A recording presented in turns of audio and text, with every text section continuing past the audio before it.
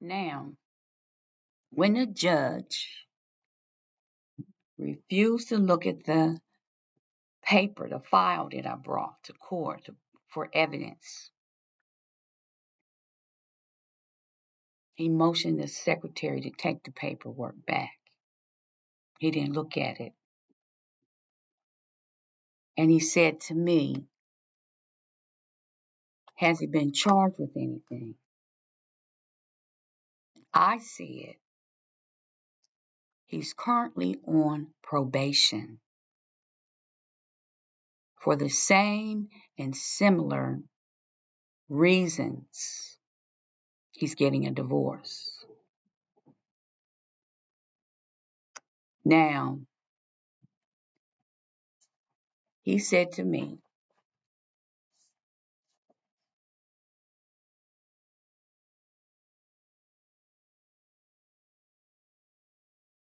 I forget what he said. He told me I could file to 10th District Court of Appeals if I didn't agree with his decision. He gave me permission to file 10th District. I filed a 10th District.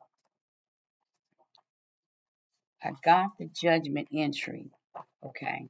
The judgment entry, the final judgment entry. He said to me when I came to the hearing, the last hearing, he said, this is a hearing for dividing of assets. Okay. And he said, if you're not here, if you don't have an interest in the dividing of the assets, then he said, I'm not going to let you enter in as a party. Okay.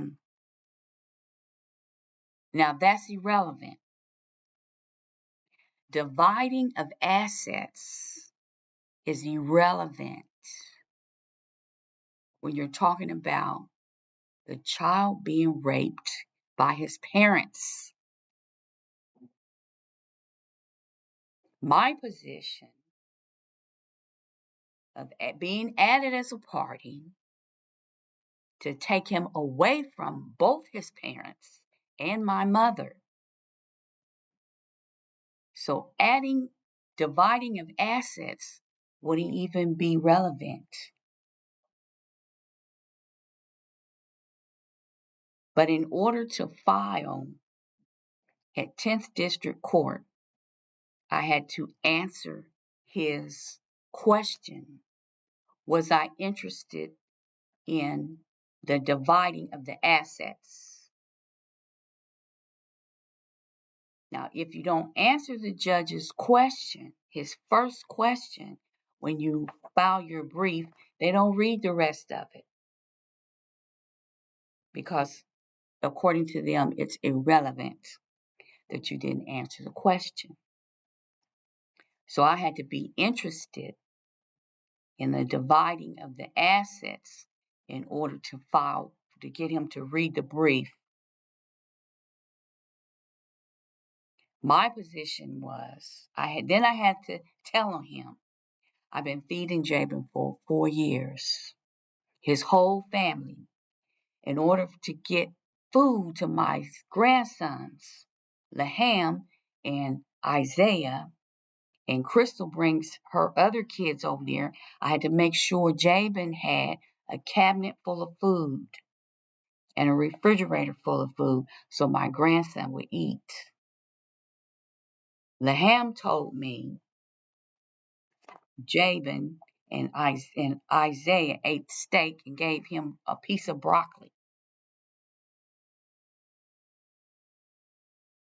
So I went to Gordon Food Store and I bought a box of steaks. And I took them to Jabin. I gave Jabin a box of steaks, about $200. And then I waited till the ham came back over and I asked him, did you get a steak? He told me no. So he still didn't get a steak. He told me he got salmon. Okay. Now, My position is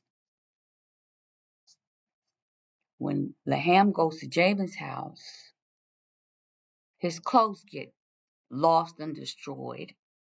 I gave Jabin 3 book bags when he started pre-kindergarten, full of supplies. He doesn't know where those are.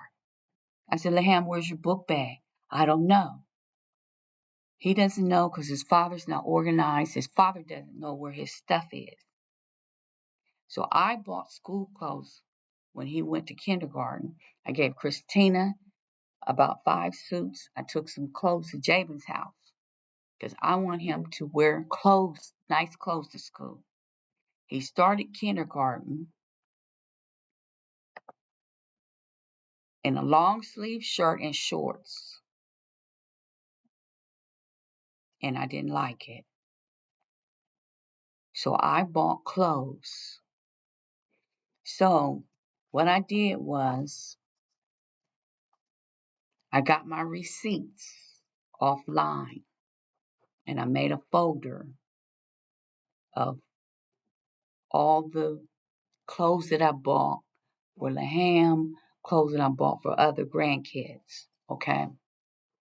My money's limited, so I have to keep track of the money. And I put it in a folder. Worthington Library, conveniently, every time I come here, there's folders missing. That folder's gone. So I would have to go back online and search the history of the stores that I bought things from, and maybe I could get them. I wasn't able to get a copy of Light in the Box. Doesn't have the history of the coats I bought. I bought winter coats for everybody. So when I found the brief, I put in the exhibits what my interest is not in Jabin and Christina's money because they're barely surviving. Christina's barely keeping her head above water. If she had money, she would buy more. She would buy things that she needs.